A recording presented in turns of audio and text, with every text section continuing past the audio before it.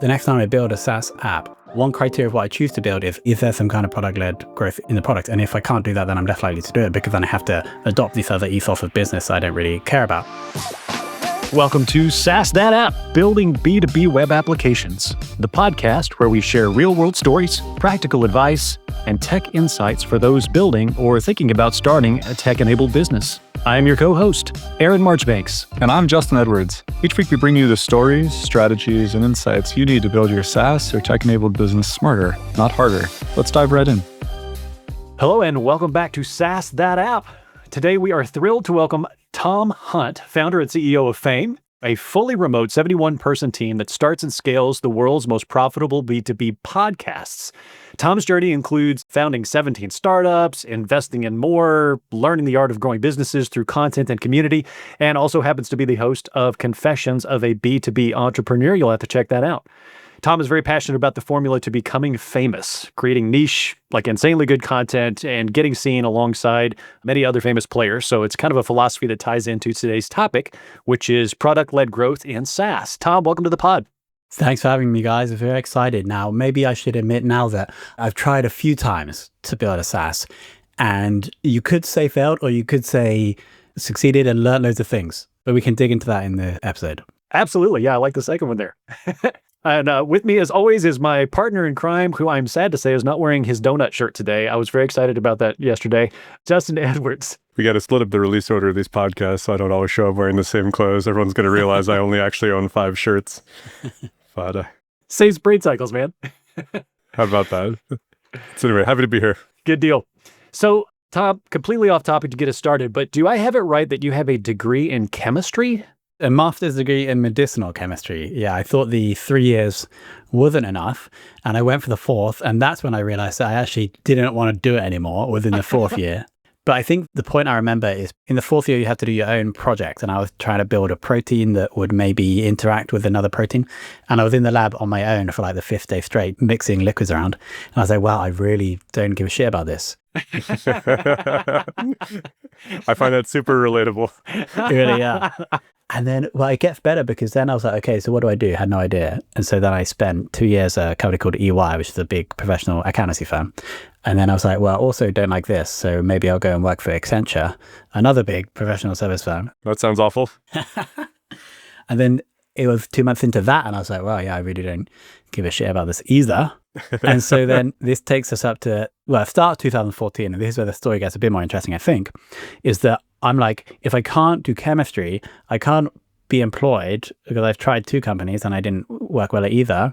What do? I was interested in the internet, but then I couldn't code.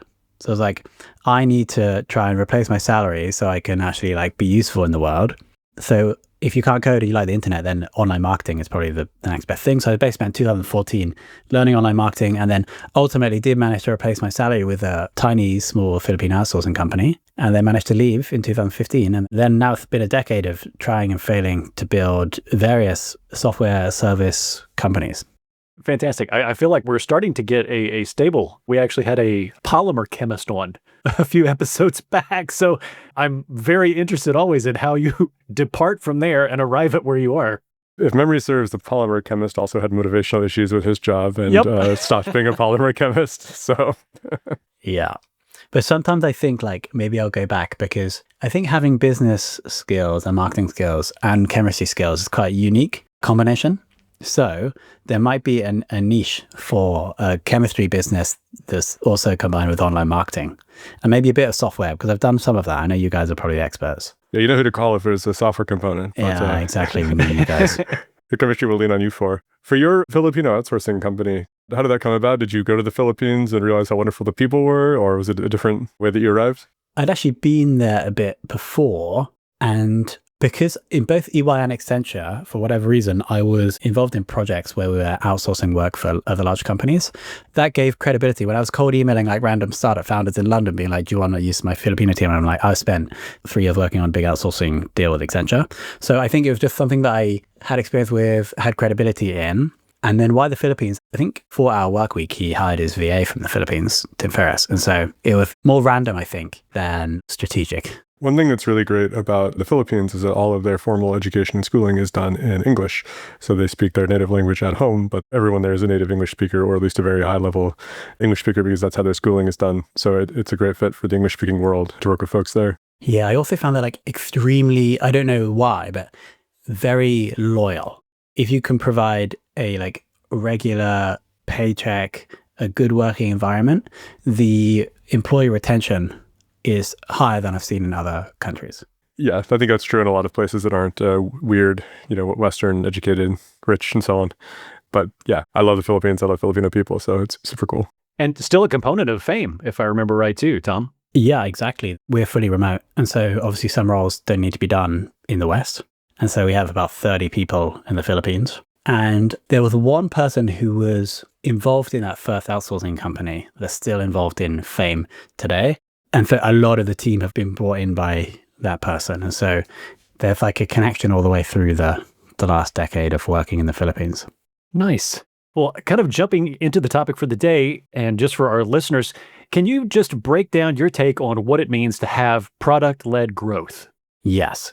There's like almost a very holistic way of looking at business I'll explain first, and then I'll explain why I think product-led growth is so important. If you think of a business like a system, I think businesses spend a lot of money on like outbound sales or advertising. I feel like that's wasted energy from the system. Like the system is leaking because often there's no upside for anyone from interrupting people with outbound email or spending loads of money on ads for people that don't care about it. And so there's just like leakage of energy and therefore cash from the system. And so what we try to do at Fame, and what I've tried to do whenever I build a SaaS app, is how can I get advertising, in quotes, in the process of a user using my tool. At Fame, we have built our own podcast hosting tool. And so the tool simply takes the audio and then distributes that to Apple and Spotify, keeps it updated. And so why that's great for the Fame host, the tool, and for Fame itself is because then for every episode, we're able to produce a web page that sits on our domain that can get organic traffic. Today, there's a guy called Rob Walling, who we should definitely try and get on this show. 2 months ago, I had him on my show. We released the episode a week ago. Today, he tweets out a snippet from that episode, but also the link to the episode that's on our domain. And so Rob Walling, 35,000 followers on Twitter. His audience is probably potential good customers for Fame. And so we're getting exposed just through the use of the tool. The final point there is also that when people go on podcasts, they then also like to put the link to the episode from their press page on their site. And so last month we get a backlink to our domain. Again, it's an episode page of Fame Host from IBM because one of their guests went on a client show. So I essentially shared like 3 ways where just through the use of our tool, we're able to get brand exposure. And so what does that mean? That means we can spend less money doing outbound sales, less money running ads to people that don't care, which enables us to bring our prices down while still being able to reinvest to make the service better. And then it feeds into this holistic loop, which I call the Fame playbook, but it's the same. We can just use the same loop for any SaaS company, is that we get cheap clients because our users are basically essentially doing advertising for us. And then that enables us to bring price down to deliver a good service, low price, which makes clients happier, which then increase word of mouth, but also should increase usage of the tool because they stay for longer, which then gets more clients cheaply because they're using our tool. Just kind of thinking through the spectrum of the process here, is there some sort of a threshold or like a volume number or a metric where that makes more sense, but initially still requires you to rely on those more traditional sales models or outbound things? Or is this something that the effort goes into it right away? So it's almost for me like the next time I build a SaaS app, one criteria of what I choose to build is there some kind of product-led growth in the product? And if I can't do that, then I'm less likely to do it because then I have to adopt this other ethos of business I don't really care about. And so in my mind, that should be part, like, obviously if you're building something, you guys know more about this than me, but you want to prioritize the features. And so one input to that feature prioritization backlog is this going to help us get more customers? Along with like, do customers actually want this? How hard it is to build, etc. So I think obviously when you're small, it may not bring any customers, but I still think like it's part of the product. We want it to be there. We want to keep improving and iterating that over time. So we get an impact from it at the soonest possible point. So does that also involve like the freemium model, again, just trying to get that word of mouth out there to try to build that customer base so that you can really leverage it to get these future sales? Yeah, I do feel like this approach is better with like maximum users. And so if we're able to give a freemium model, then our product-led growth is much more suited to that. Yeah, that makes sense. And so this may be kind of deviating a little bit from product-led growth, but you're obviously working very hard to also generate referral-based business and business on referrals as well. Is that kind of a similar idea where you get more bang for your buck and don't spend a lot of time advertising to people who don't care? Exactly right. Let's say we had a $5,000 ad budget, or I was going to hire a new salesperson, it's going to cost $5,000 per month. I would rather keep prices the same whilst improving the service. Like take that $5,000 and invest it in something that's going to, I don't know, a promotion for the team or a new team member that's going to improve service, to then get that value back through the referrals. We're basically leaking less financial energy from the system. Interesting. So what would you say then, just continuing that line of thought, would be pitfalls to this type of an approach, or to those who might try to, engineer this like virally? Yeah, I feel like I've definitely signed up to tools where like maybe in the sign up flow, it like immediately does something that is public when obviously they'll get my permission, but it's just not something that I would want to do. So the conversion rate on that is going to be low. When it happens, it could have negative impacts to the user, which is not good to the brand. So the absolute best example, I think, is Calendly, because obviously for anyone to book a meeting with you, you have to send them something. And so I wouldn't try and shoehorn it in, but take every possible opportunity to get your brand out there through the usage. One thing that I think Calendly do really well is that they know every time their Calendly link is sent, that's like an opportunity for them to impress. And so the UI and the design on Calendly links, I think, is the best out of all the other competitors. And it has been for the last like 5-10 years. And so I think that's a place, if you are going to invest in the product, obviously you want to make sure the product's amazing, but it's an opportunity to impress with every usage. So both for podcasts and the Calendly example, these kind of have like this network effect where there's like virality as a component inherently in how that spread. Does product-led growth really only work in that kind of niche, or can we draw tendrils of this further into other business models that don't necessarily have that kind of viral component? One thing we do at Fame, which isn't part of Fame Host of software, or kind of is, but we don't need Fame Host to do it. And again, because we're a content creation agency, in the global show notes of every episode, we say this was created with love by Fame. And so that's us being able to get attention through the content that we're producing for customers. So that's another opportunity. So I think any service business, most of them do like create things that customers use. Again, it's a bit tricky and you probably have to get permission, but that's one like way of doing this. It is definitely more suited to the lower cost, almost B2C like SaaSes, like Calendly, like podcast hosting software. I used to do like big write-ups of how software companies have grown, like ClickFunnels. I'm sure you guys are aware of that. That had incredible viral growth because their free plan, any web page you created had the ClickFunnels bottom in the bottom right. And that was like freemium on steroids with that free offer. What I'd love to do actually is like study Salesforce, like how are Salesforce possibly getting their brand exposed? I don't know, maybe in Marketing Cloud, they obviously have like an email software to send emails to your list. Presumably there's like, this is sent by Salesforce Marketing Cloud at the bottom of every email. So that's probably an example. So I think there probably is ways for most SaaSes, but it's like that B2C like tool that it seems to work the best. We are kind of always prided ourselves on doing like a very excellent job and going above and beyond with customer support, customer service, and being really responsive and kind of being high touch. And we get referral business because of that a lot. And we have a reputation in the different communities because of that. And for a services company that doesn't have a product, that is kind of a little bit of our version of product-led growth, where people are reinforcing that interesting idea. Exactly. We have a fundamental belief of Fame that I think should be true for all businesses. It seems like you guys are aligned.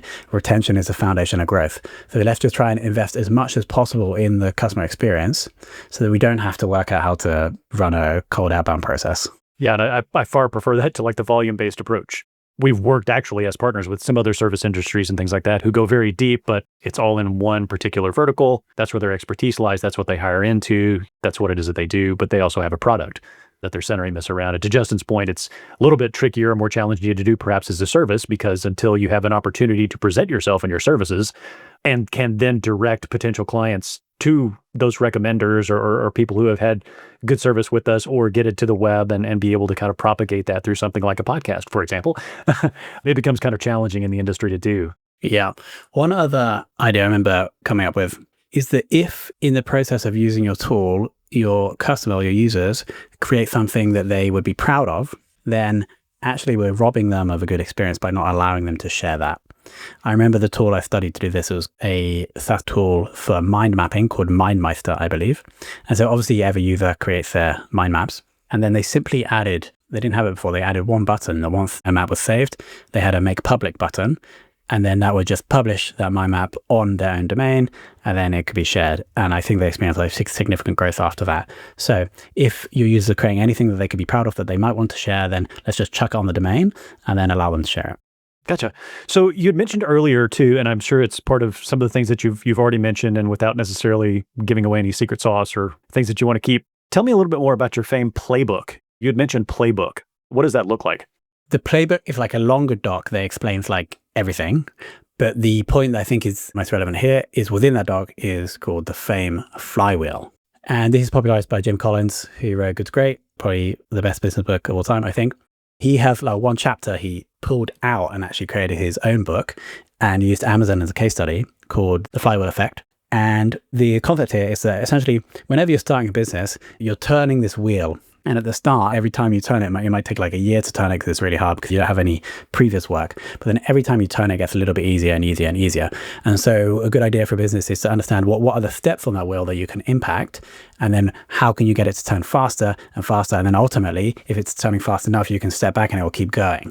So this is what Jeff essentially has done at Amazon. And so I have tried to create this, but for Fame. I'll just quickly talk through the flywheel. There's only 5 steps. So step 1, acquire clients cheaply. Because if we're acquiring clients expensively, then that's obviously going to push us to increase prices, which is going to increase the difference between the amount we charge and the value we deliver. So I'll talk more about that in a second. Now, the other point about the flywheel is that in order for a flywheel to actually work, each step has to be like inevitable based on the next one. So if we acquire clients cheaply, the next step we have to do is to hire and train great values aligned people. And if we do that well, then our service, the Fame service, is going to improve. That's the 3rd step. If we improve the service because we've got clients and we've acquired them cheaply and we've acquired and trained great value aligned people, then the next thing that will happen from an improved service is we have happy clients. Then if we have happy clients, that means we're going to get more of 4 things. So more referrals, as we were just discussing, more case studies, which helps with the sales process and brings down acquisition costs, more word of mouth, obviously, which will bring down acquisition cost, and more virality through the methods that we have discussed today. And then obviously the output of that is acquire clients cheaply. And then it goes around again and again. So those are the 5 steps that if we're looking to improve the business, that we know that we have to try and improve one of those 5 things. So in terms of like acquire clients cheaply has a subjectivity to it, right? Like, and you don't have to share it, but like, do you have a specific number where like this is a client that was cheap to acquire versus expensive to acquire? Or is your system set up in such a way that you don't talk to clients that are expensive to acquire? Yeah, good question, and very relevant recently. So I'm happy to share our top 4 acquisition channels, which is roughly 85% of all customers.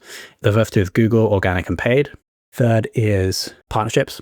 And then 4th is my LinkedIn and podcast. Now, in the partnerships one, this is very relevant and topical recently. If we think about the cost of the partnerships, it's like the cost of running the program, which is really just one person, like finding partners and keeping them engaged. So pretty relatively low. But then obviously we pay out to partners. We used to pay 100% of the first month of revenue. And so this would be between $2,000 and $4,000 per customer. And we're shooting for like 2,000 basically. But we're kind of happy, or we're really just testing that to see if that would get us more referrals. And it did. But then what happened is we had one customer that came in that maybe wasn't the right customer to accept, only stayed with us for like 3 months, and we paid the 1 month. And so really, if we ran all the numbers, we probably didn't make any money on that customer.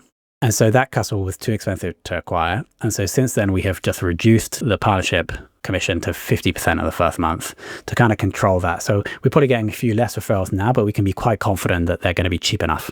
Did you consider paying out the referral fee over time as opposed to in one lump sum? And why did you just decide against it? Because it looks like you did consider it. Yeah, it was more just simplicity.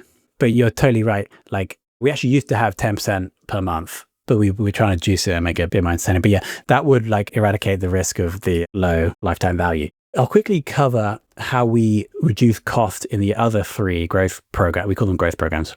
My LinkedIn and podcast, obviously the podcast is cheap to run because we just run that in-house and we have the system. You got a couple people there that know how to do podcasts. Yeah, exactly. We have a couple. And then my LinkedIn, I guess it is cheap for the business because just I do 100% of the work. So it could be cheap or expensive depending on how you look at it. So like no real significant cost for either of those. We pay for the team to run my show, but that's because we've honed that down over time. Google Organic, we've already discussed this, right? Like we got the backlink from IBM because we have Fame Host. Now that's strong. Like backlink to the homepage would be a lot better than backlink to this like random episode page, but we're trying to like do the structures to still get the value. And so I think we've been quite good at building SEO, which is like a big part of how we can rank highly and therefore acquire clients cheaply. And then finally, Google Ads. Our approach to Google Ads is only, I don't know how much you guys know about Google Ads, but we only bid on, like, they have intent, not just for a podcast, but for a podcast provider, service, company, agency. And we only use exact match. So search terms like B2B podcast agency or podcast production company, like very focused, only exact match. So we're not wasting money on terms like, how do I start a podcast? So those are the ways that we've focused our energy on acquisition channels.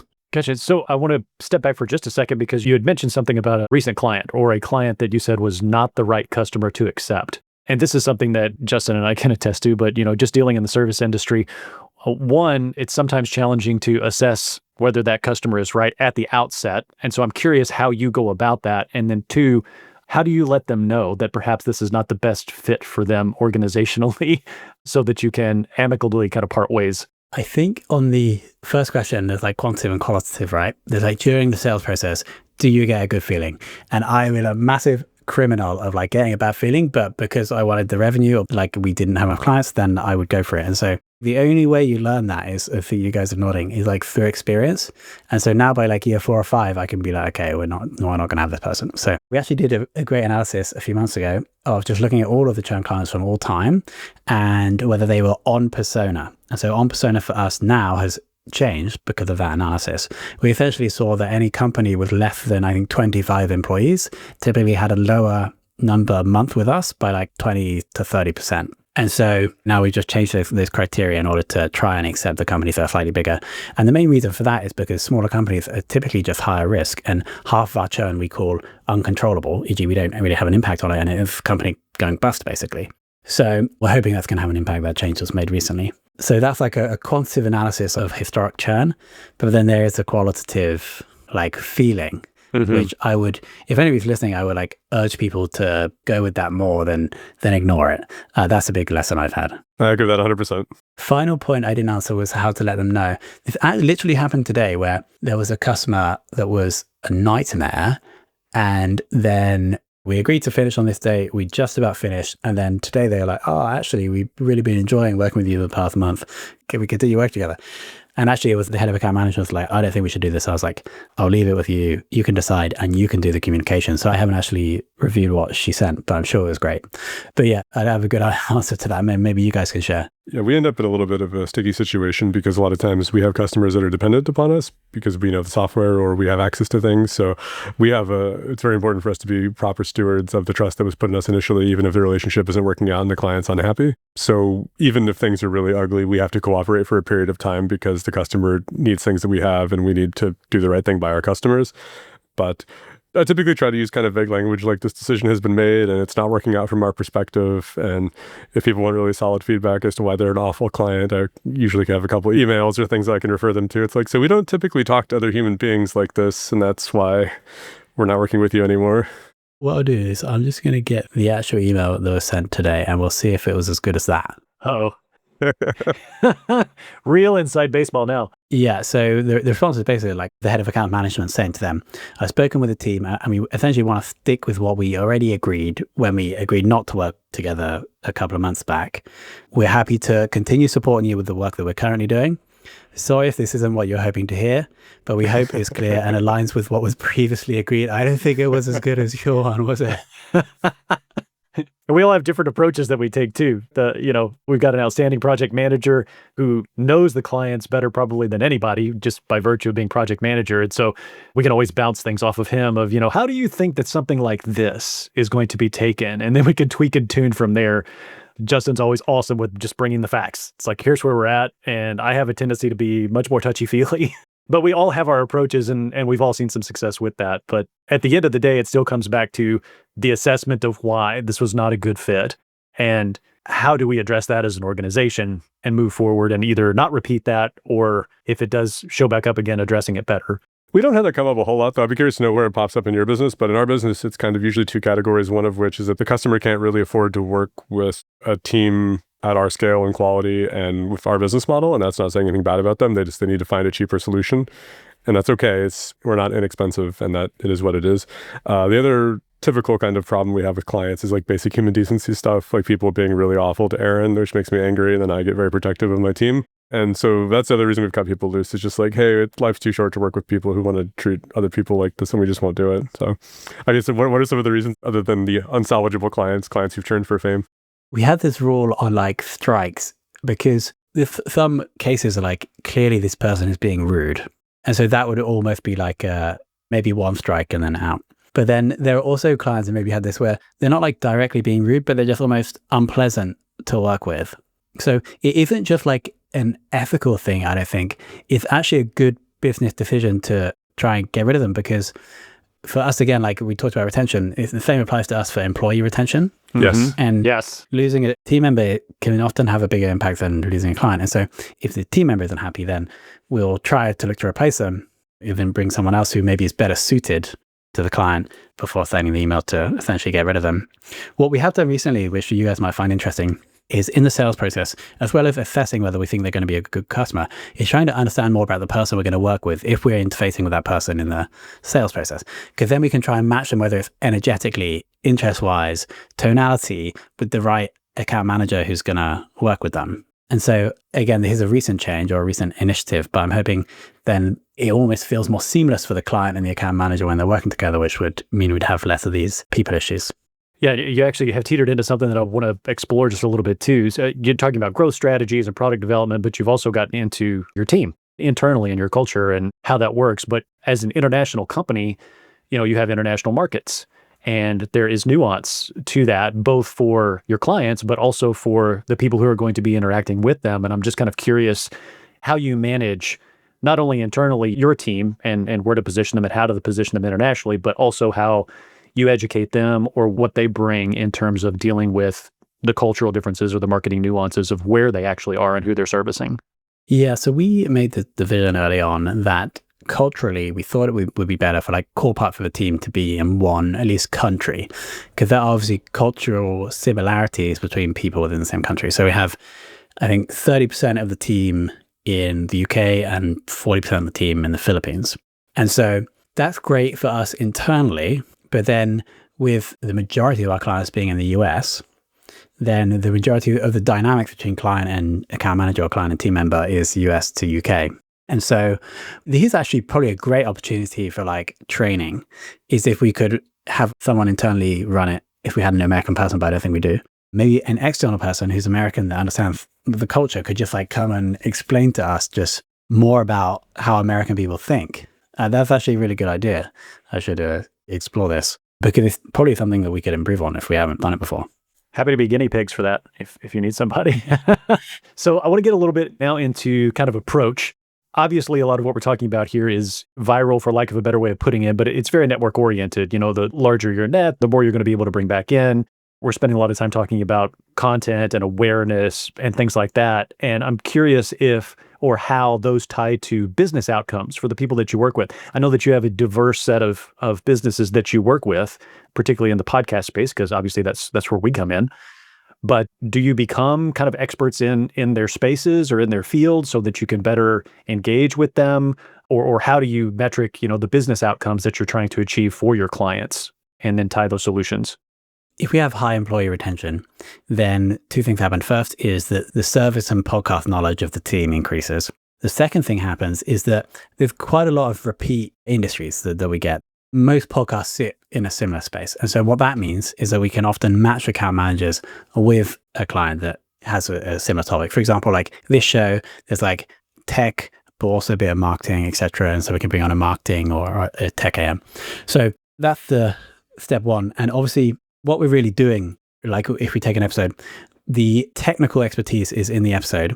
The main value we bring is how do we take the information and format it in a way that's a good podcast episode. And so that actually, we don't necessarily need for that part a lot of the technical expertise. So that's the first step. But then the second step is if we do have the industry knowledge, we can often produce a better episode. So like the foundation is the podcast knowledge. Second is the industry specific knowledge. So that's how we like to produce good podcasts. In terms of how people make money from the podcast, I learned this when I was doing content marketing in that decade of online marketing, is that it's a long game. And so if in the short term, we can try and gain some kind of benefit from the content production, And then that enables us to reinvest to get to the real holy grail, which is your ideal buyers knowing, liking, and trusting you before they come to buy. So that's the holy grail, but it takes a long time, especially with podcasting. And so then the question is, how on the route to building the audience that knows, likes, and trusts us, can we get some kind of ROI, some kind of business benefit?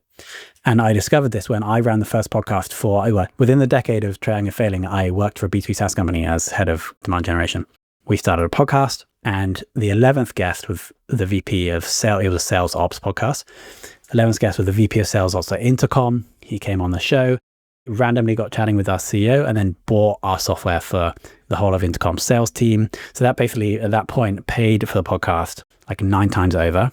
So the business now said they loved the podcast, gave us more money to improve production value, increase release frequency, and that enabled them to grow the audience, which was the real benefit. And so it's a long way of saying, short term, how can we get an ROI from the guests, whether that's them becoming customers, them becoming partners, so that convinces the finance person or the CEO or even the host who wants to know that their work is having a business impact to keep investing in the show over 6 months, 12 months to build audience. Gotcha. So now looking outward, because you have worked with so many different businesses and organizations who are getting into podcasts for whatever reason, whether that's marketing or just to enter into the knowledge space, or they're looking to, gain some sort of traction or whatever. I suspect that over the course of these different businesses and the different podcasts, you've probably seen successes and failures of their actual SaaS, not so much the podcast, but of the SaaS itself. So I'm curious what you see as the primary markers of those successes or failures of the application, less so the podcast. So I'm not sure if it's going to answer the question, but I think the most powerful lesson that I've learned from working inside a client's business, actually to help them with their podcast, was a big company called High Radius, massive SaaS company based out of India, I think thousands of employees. The podcast was with the CEO. So we'd have quite a lot of meetings without the CEO. And the meetings were good, all the people were really intelligent. And then once a month we'd have a meeting with the CEO. And what I found very impressive and fascinating was that almost any question that was put to the CEO, he wouldn't answer, but he'd give the company value that it would relate to and push it back to someone else in their team. And so he was just pushing back and then forcing the team to decide based on the company's values. They had 4 values. So that for me was wow, for a company that's so big, thousands of people, the CEO at least really lives by these values. That was pretty impressive to me. And I'm sure their company is doing very well financially. So that's one positive thing I've seen. It's basically living to values right at the highest level. Negative wise, it's almost like a marketing, almost like a life ethos. Remember we said that the holy grail is to build the audience of people that know, like, and trust you. So when they need the service or they need the software, they come to you. In order to do that, you have to delay you getting value. And so some clients are we need to talk about this client case study we did in this podcast episode that just talks about our product. But then only a very tiny group of people, the people that are basically about to buy, care about that. And so the clients where I've seen it not go so well is that they haven't understood that actually we have to gain these people's trust over time. We have to entertain them, we have to add value. And we do that by not talking about our product service, by talking about things that interest them. So that's one other thing that I've seen that is probably correlated with a SaaS dying or growing. I love hearing you say that. I'm banging that drum all the time with our podcast and our internal discussions, which is hey, this is not a thinly veiled advertisement for our services. This is real content we want to put out there. We want to have real discussions with real people. So love that. Exactly right. And not only longer term it's going to be better for business, but it actually feels good. You created the content, or after someone comes to you on LinkedIn and say, I enjoyed the episode, it's a good feeling. It's a good thing for the world. Yeah, we feel like we do a number of things right, and in the space that we're in, and we have a lot of experience. I mean, cumulatively, it's decades of experience, and it just felt like it's a good time. Let's put some knowledge out there and just kind of get in the space. We had a guest show up on a recent episode and make a comment about how we hate JavaScript, which is not completely inaccurate, but it's also I didn't even realize I had put that out there, but someone knew something about me before. That shows that people are thinking about you when you don't even know who they are. Well, you do obviously when they became a guest. So that's we're on the road to getting people to know, like, and trust us. I have one question. We sometimes have folks show up with an app idea or they think it'd be cool to do a software. And sometimes they show up with money and not really much of an idea, or certainly not like a cogent top to bottom plan for how they're going to execute this rough idea of a business. I imagine you guys probably also see that a lot, where someone has the idea of like, it'd be cool to have a podcast, and they come in the front door and need a lot of guidance on like, what would you talk about and what would a format be? So do you have in your playbook like a way to kind of coach people through that, or how does that process develop with your team when someone engages with you? Yes, throughout the launch process, we have what we call the podcast positioning process, which is actually like a very high leverage success lever for the rest of the show. Like if we get the name and like the brand identity and the ethos of the show right, then everything else is easier. And so even if someone has an idea, we like to filter it through this methodology, because our job's just going to be so much easier if we get that right. And then, often I would say the majority of hosts are open for coaching, or at least they say they are, and they take the coaching. I don't know if they do anything about it, but we'll see about this, Aaron, tomorrow. Yeah, present company excluded, but... So I would say that there's probably two things people need help with. It's the positioning, and we like to do that for all of them. And then we also offer coaching, and it's also almost always accepted, but whether it's acted upon is another question. Well, Tom, it has been an absolute pleasure. I thank you so much for sharing your time and your talents and your insights. We have been talking with Tom Hunt, founder and CEO of Fame. Tom, where and how can people reach you? Yeah, so you mentioned the podcast, Confessions of a B2B Entrepreneur, and then LinkedIn, Tom Hunt. And also feel free to just email me, tom@fame.so, if you have any podcast-related questions. Fantastic. And Justin, as always, fun time, my friend. Special thanks as always to our listeners as well. If you like what you're hearing, have ideas for the show, or just want to tell us what's on your mind, throw a review our way. Hit subscribe if you are so inclined, and we will see you all next time on SaaS That App. Thanks for cruising along with us on SaaS That App. We hope you grabbed some insights that were inspiring, actionable, or at least entertaining. If you enjoyed the show, don't forget to subscribe and leave a review. Until next time, keep building, keep growing, and keep those apps sassy.